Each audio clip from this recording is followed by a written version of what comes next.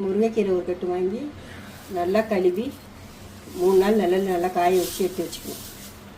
2 spoon கடலைப்பருப்பு, 2 spoon உளுந்தம்பருப்பு, 10 காஞ்ச மிளகாய், மிளகு 1 ஸ்பூன், ஜீரகம் 1 ஸ்பூன், ஒரு சின்ன நெல்லிக்காய் அளவுக்கு புளி, கொஞ்சம் பெருங்காயம். இந்த காஞ்ச முருங்கைக்கீரை வறுத்து எடுத்துக்கணும். இது மாதிரி நல்லா மொறுன்னு வறுத்துக்கணும். கடலைப்பருப்பு, உளுந்தம்பருப்பு, மிளகு, ஜீரகம் நல்லா பொன்னிறமாக வறுத்து வச்சுக்கணும்.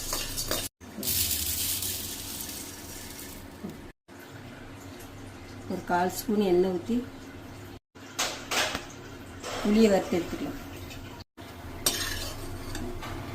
இது மாதிரி வறுத்து எடுத்துக்கலாம். காஞ்ச மிளகாய், உப்பு தேவையான அளவு, பெருங்காயம் கொஞ்சம் வறுத்ததை எடுத்து பிளேட்டில் போட்டுக்கலாம். வறுத்ததெல்லாம் மிக்சியில் போட்டு அரைச்சி எடுத்துக்கலாம்.